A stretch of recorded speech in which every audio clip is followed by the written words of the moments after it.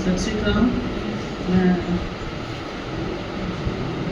ਇੱਥੇ ਆ ਕੇ ਬਹੁਤ ਖੁਸ਼ ਹਾਂ ਔਰ ਮਾਣ ਮਹਿਸੂਸ ਕਰਦੀ ਹਾਂ ਕਿ Maulana Abul Kalam Azad institute of Asian studies, Punjabi Sahit Sabha Kolkata ਤੇ international centre for Sikh studies ਨੇ ਇਹ ਸੈਮੀਨਾਰ ਆਰਗੇਨਾਈਜ਼ ਕੀਤਾ। ਹਾਂ, ਆਵਾਜ਼ ਨਹੀਂ ਆ ਰਹੀ? हाँ, अच्छा अंग्रेज़ी ਵਿੱਚ ਪੜਾਂਗੀ क्योंकि मेरी सारी पढ़ाई लिखाई अंग्रेज़ी ਚ ਹੋਈ और मैं पढ़ाती भी अंग्रेज़ी ਚ रही हाँ JNU ਵਿੱਚ। पर मैं कुछ पॉइंट्स ने ਜਿਹੜੇ ਪਹਿਲੇ मैं ਪੰਜਾਬੀ ਚ ਕਰਨਾ ਚਾਹੁੰਦੀ ਹਾਂ।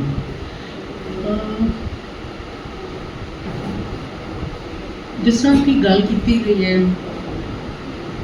ਸੇਂਟ ਸੋਲਜਰ ਦੀ, ਇਹ ਤੁਸੀਂ ਦੇਖੋ, it is an amalgamation of the saintly and the soldierly aspect of Guru Gobind Singh Ji। ਤੇ ਜਦੋਂ ਮੈਂ ਸਿੱਖੀ ਨੂੰ ਸਮਝਣਾ ਚਾਹੁੰਦੀ ਹਾਂ, ਮੇਰੇ ਅੰਦਰ ਦੋ ਭਾਵਨਾਵਾਂ ਪੈਦਾ ਹੁੰਦੀਆਂ ਨੇ। ਜਿਹੜਾ ਇਹ ਸਿੱਖ ਧਰਮ ਹੈ, ਧਰਮ ਦੀ ਗੱਲ ਕੀਤੀ ਗਈ ਹੈ, ਜੋ ਧਾਰਮਿਕ ਮੋਡਲਸ ਦੀ ਗੱਲ ਕੀਤੀ ਗਈ ਹੈ। ਧਰਮ ਦਾ ਮਤਲਬ ਕੀ ਹੈ?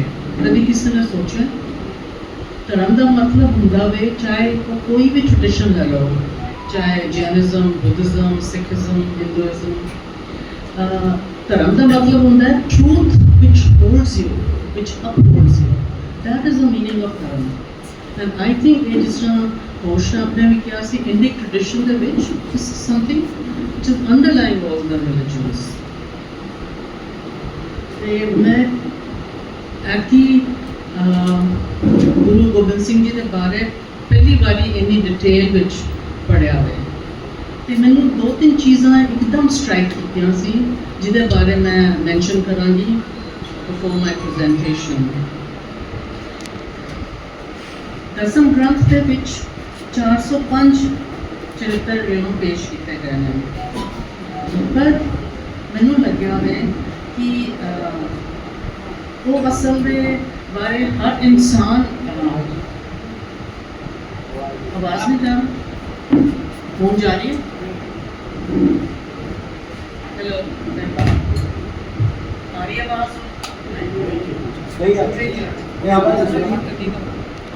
ਉਹਦੇ ਵਿੱਚ ਆਮ ਬੰਦਿਆਂ ਬਾਰੇ ਕੀਤੀ ਹੈ, ਜਿਹੜੇ ਕਿ ਬੜੇ ਮਾਸੂਮ ਹੁੰਦੇ ਨੇ, ਜਿਨ੍ਹਾਂ ਦਾ ਫਾਇਦਾ ਉਠਾਇਆ ਜਾਂਦਾ ਹੈ। ਸੋ ਉਹ ਬਿਲਕੁਲ ਐਕਸਪਲੋਇਟੇਸ਼ਨ ਦੇ ਖਿਲਾਫ ਹੈਗੇ ਸੀ। ਥੋੜੀ ਮੈਨੂੰ ਸਮਝ ਆਈ ਤੇ ਉਹਨਾਂ ਦਾ ਜਿਹੜਾ ਇਹ ਟੀਚਿੰਗਸ ਨੇ ਔਰ ਕ੍ਰੀਏਸ਼ਨ ਆਫ ਖਾਲਸਾ ਐਂਡ ਅੰਮ੍ਰਿਤ महल, ਇਹ ਬਹੁਤ ਮੇਰੇ ਵਾਸਤੇ ਮੈਨੇ ਰੱਖਦਾ ਹੈ। ਪਰ ਇੱਕ ਜਿਹੜੀ ਸਕਾਲਰ ਹੈ ਨਿੱਕੀ ਗੁਰਵਿੰਦਰ ਸਿੰਘ, ਉਹਨੇ ਇਹਨਾਂ ਦਾ ਫੈਮਿਨਿਸਟ ਉਹ ਇੰਟਰਪ੍ਰੀਟੇਸ਼ਨ ਦਿੱਤੀ ਹੈ। ਉਹ ਕਹਿੰਦੇ ਨੇ ਕਿ Guru Sahib actually was the mother, ਉਹਨਾਂ ਵਿੱਚ ਜਿਹੜਾ ਫੈਮਿਨਿਨ ਐਲੀਮੈਂਟ ਸੀ ਉਹ ਬੜਾ ਸਟਰੋਂਗ ਹੈਗਾ ਸੀ ਤੇ ਉਹਨਾਂ ਨੇ ਖਾਲਸਾ ਨੂੰ ਜਨਮ ਦਿੱਤਾ ਹੈ। ਤੇ ਜਿਹੜੀਆਂ ਪੀੜਾਂ ਇੱਕ ਔਰਤ ਸਹਿੰਦੀ ਹੈ ਬੱਚਾ ਪੈਦਾ ਕਰਨ ਵਾਸਤੇ, ਉਹੀ ਮੁਸ਼ਕਿਲਾਂ ਗੁਰੂ ਸਾਹਿਬ ਨੂੰ ਵੀ ਆਈਆਂ ਤੇ ਉਹਨਾਂ ਨੇ ਉਹਨਾਂ ਨੂੰ ਮਾਂ ਦੇ ਰੂਪ ਵਿੱਚ ਦੇਖਿਆ ਹੋਇਆ। ਇੱਥੇ ਕਿਉਂਕਿ ਮੈਂ ਬੰਗਾਲ ਵਿੱਚ ਹੈਗੀ ਹਾਂ ਤੇ ਮੈਂ ਦੋ ਜਣਿਆਂ ਦਾ ਰੈਫਰੈਂਸ ਦੇਣਾ ਚਾਹਾਂਗੀ, ਇੱਕ ਸਵਾਮੀ ਵਿਵੇਕਾਨੰਦ ਦਾ और दूसरा टैगोर साहब का। स्वामी विवेकानंद ने उन्होंने बारे अपने किताबों में लिखा, 1.25 लाख से एक लड़ूं तभी गुरु गोबिंद सिंह नाम का। ते उन्होंने मुताबिक गुरु जी ने हिंदुओं ते मुसलमानों को एक्चुअली यूनाइट किया। ते मैं टैगोर साहब की नज़म पहले पढ़ना चाहती हाँ before I make my formal presentation as a sociologist। Tagore साहब ने जिहड़ी नज़म है, I will finally control the wild horse of blind fate, holding its reins in my hands I will overcome all dangers and troubles, I will make it run my own way against all odds and obstructions. Out of the vast hordes that oppose me, some will run away, some will fall to the ground, I will cleave in twain all opposing forces. I will leave behind me imperishable footprints, the eyes of the firmament covered with the smoke of revolutionary fire. Hundreds times I trample over death and fall on the shores of life. At the end of the sky, the stars gaze and gaze. They are showing me the way in the darkness of dead night. Come one, come all, follow me, the Guru gives you the call. From the depth of my inspired soul I say, awake my whole country, awake, arise. Fear no more and doubt no more, let there be no hesitation. I have attained the truth, I have acquired the path. The whole humanity is trekking to follow me, caring not for life or death. So, ਇਹ ਟੈਗੋਰ ਸਾਹਿਬ ਨੇ ਗੁਰੂ ਸਾਹਿਬ ਬਾਰੇ ਲਿਖਿਆ ਤੇ ਮੈਨੂੰ ਇਹ ਨਜ਼ਮ ਬੜੀ ਪਸੰਦ ਆਈ ਤੇ ਹੁਣ ਜਿਹੜੀ ਮੇਰੀ ਪ੍ਰੈਜੈਂਟੇਸ਼ਨ ਹੈ ਇਹਦੇ ਵਿੱਚ ਮੈਂ ਕੋਸ਼ਿਸ਼ ਕੀਤੀ ਹੈ ਕਿ ਗੁਰੂ ਸਾਹਿਬ ਦਾ ਸਾਡੇ ਵਾਸਤੇ ਕੀ ਰੈਲੇਵੈਂਸ ਹੈਗਾ ਵੇ ਔਰ specially from a sociological point of view ਮੈਂ ਉਹਦੇ ਤੇ ਬੋਲਾਂਗੀ Guru Gobind Singh, as the 10th and the final Guru, represents the very outline of the Sikh identity, as it is he who instituted the Khalsa, the 5 Ks, and finalized the Dasam Granth as the complete tome of Sikh scripture. By decreeing that after him, the sovereignty of Guruship would reside in the Guru Granth Sahib, Guru Gobind Singh paved the way for impersonalization of the Guruship, effectively foreclosing all possibilities of idol worship. While this marks a fundamental difference with the Hindu faith, Guru Gobind Singh was cognizant of history and common past and hence was aware of the powerfully productive metaphors contained in Vedic literature. By translating these into people's vernaculars, he wrested the privilege of description and interpretation from the upper castes and opened such literature to critiques more aligned with experiences of the downtrodden. Essentially, he inspired the people to inform, teach oneself. This self-education being a basic act of constituting the self. Literacy and education, therefore, are the essential elements to the pursuit of enlightenment, which can never be given as in the framework of the Guru-Shishya binary. A principal feature of the Sikh faith, therefore, is the personal discourse between the human and the divine, sans priestly arbitration. Although Guru Gobind Singh inspired readings of Vedic literature, he used them instrumentally to evoke human agency and sovereign judgment in temporal life, never ever advocating the worship of anything but the one formless divine that is beyond life, death, and most importantly, for human consciousness beyond description. The truth of the divine fundamentally lies in the absence of any feature. Guru Gobind Singh understood myths as just that and realized their instrumental nature in the creation of history. This is a notable lesson to obtain from the life and teachings of Guru Gobind Singh Ji. Amid the contemporary political trends of historicizing myths and reinventing the past. For Guru Gobind Singh, the nature of truth reflects in its struggle. In other words, enlightenment accrues on the path of truth rather than at any end point. This is the paramount lesson of the 10th Guru. Struggle is life because it is dedicated to seva, or service. The logic of seva is contained in the truth of helpless and the oppressed. It entails a clear understanding of one's own strengths and limitations, and deploying the former in service of the downtrodden and the helpless. It is never about revenge or personal glory. Guru Gobind Singh's battles were not against Islam, but against every overreach of the communally eclectic Mughal Empire. The temporal objectives of his struggle seamlessly fit into modern interpretations of the freedom of worship and the right over one's own labor-laden produce. In a society where such freedoms risk being exceptionalized, Guru Gobind Singh's life assumes particular relevance.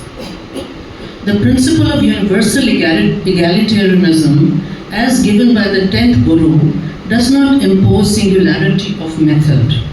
Rather, there is an array of paths and methods according to each individual's lived reality, of which their religion is a part.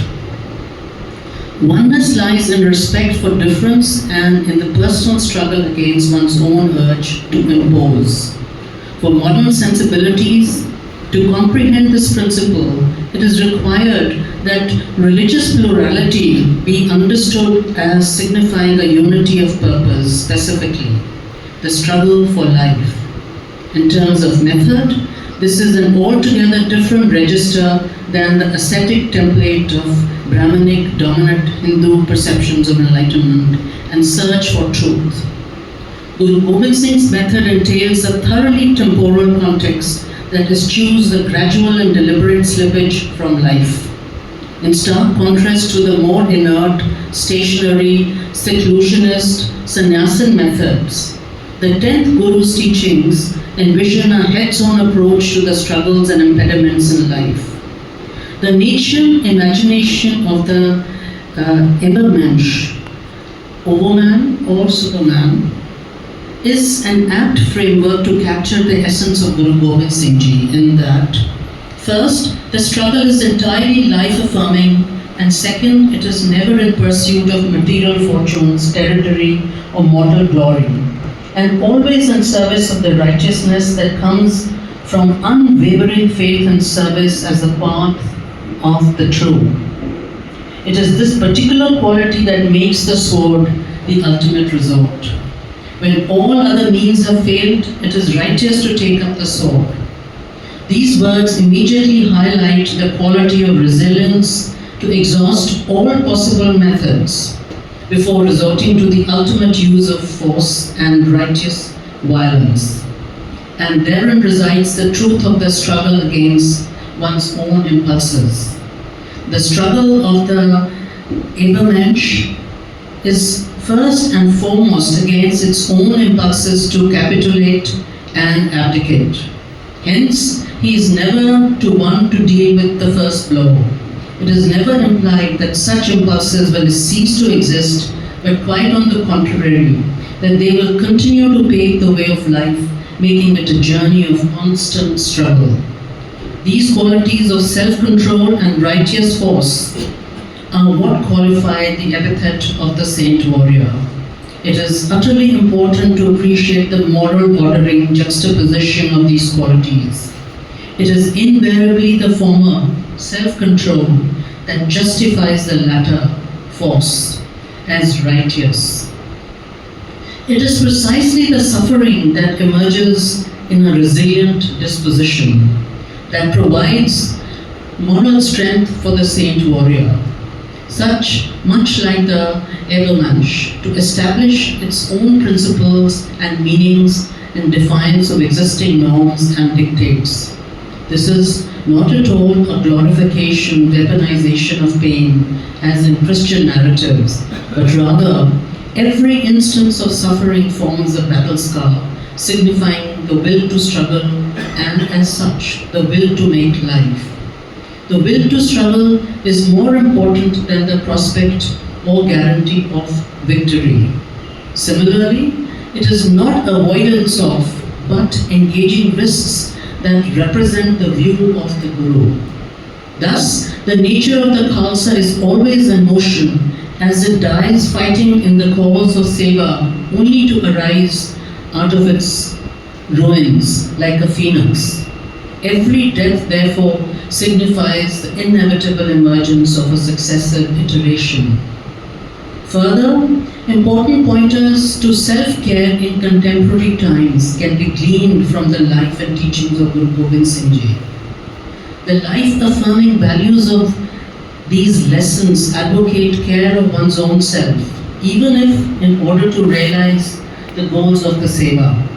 The qualities of resilience, stoicness, and an undying will to live have the power to propel the battered, bruised, traumatized, alienated subjects of modernity forward by reigniting faith in a heroic disposition, that is, discovering greatness in the way of commonplace, quotidian struggles. It is, after all, commoners, unremarkable, average individuals who form the bulk of humanity, and therefore it is their struggles that capture most of the life of the human species. To this end, the Guru's words may say, I quote, "Man breaks through the human limitation by being Niman, the humble one." Niman encapsulates the value of humility, modesty, and meekness. It is by imbibing these values that an individual can break through various human limitations in the pursuit of atonement. Finally, the Guru's words provide guidance to the realization of truth through collective consciousness. First, if the people use the wealth bestowed on them by God for themselves alone, or for treasuring it, it is like a corpse. But if they decide to share it with others, it becomes sacred food. The key word for human agency herein is the word decide. It is for the individual to decide the object of its consumption and the consequences that emerge from it. Second, I quote, "I tell the truth, listen everyone. Only those who have loved will realize the Lord," unquote. That the urge to serve, to help, to dedicate oneself cannot emerge other than out of love, and that true love cannot emerge other than by surmounting one's own ego, are truths that run against modernist principles of self-preservation and individualism. That being said, imbibing the teachings of Guru Gobind Singh does not envision a retrogressive rollback of modernity. Quite the contrary, they impart the moral strength and courage to endure the perils of modernity through a mutually reinforcing community framework. It is very importantly through this specific framework that individual struggles or individual identity find support in the expanse of collective consciousness. Thank you.